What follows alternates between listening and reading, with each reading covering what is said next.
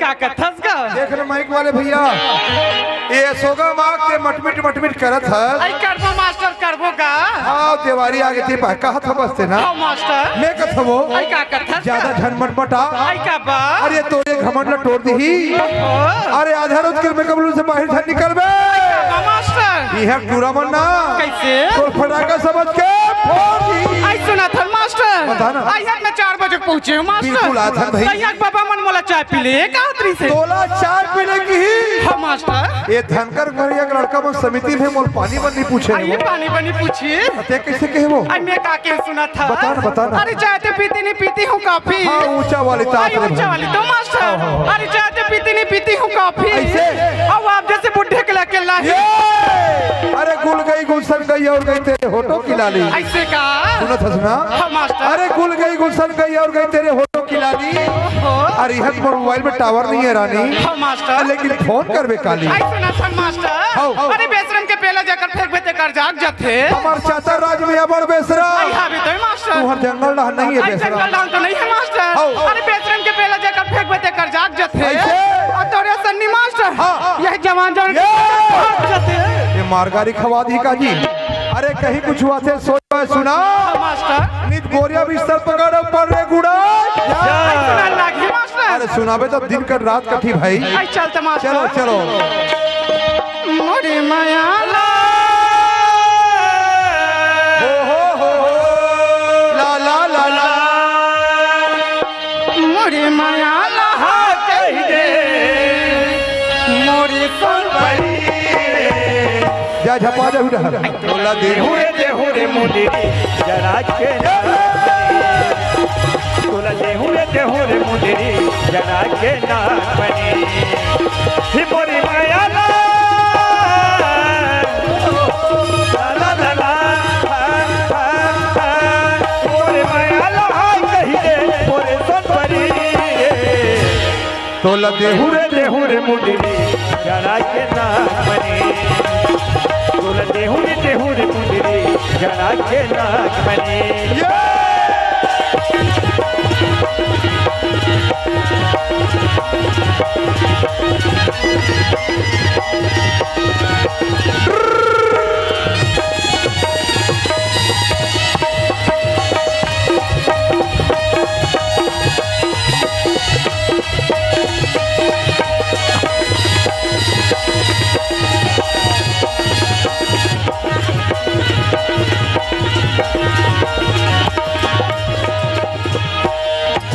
माथे के बिंदिया बसंता माथे के चूड़ी सजन माथे के चूड़ी मतारा सजन अनमोल रतन तोरे देवा सजा दो होवे कबूज लकर के दिखा होवे कबूज लकर के तो सजा दे हुर जैसे सजे सुपरी तो सजा दे हुर जैसे सजे सुपरी मास्टर बताना। अरे पीपल के पत्ते गिरते हैं उठाते हैं कोई कोई बोला कोई नहीं उठाए वाला मैं इच्छा उठाऊं ऐसी इच्छा दिखा था अरे पीपल के पत्ते गिरते हैं उठाते हैं कोई कोई कैसे? अरे प्यार तो से भी करते हैं मास्टर बिल्कुल। लेकिन निभाते हैं कोई कोई तो लदे देहुरे मुंडी जरा के ना बनी तोला देहुरे मुंडी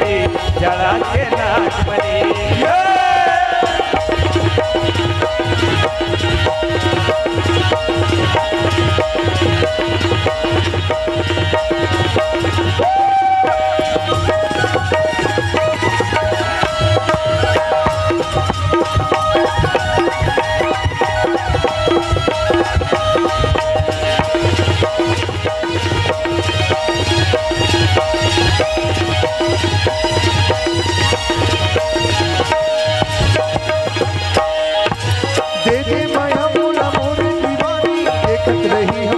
सारी जवानी दिखत रही हम लोग सारी जवानी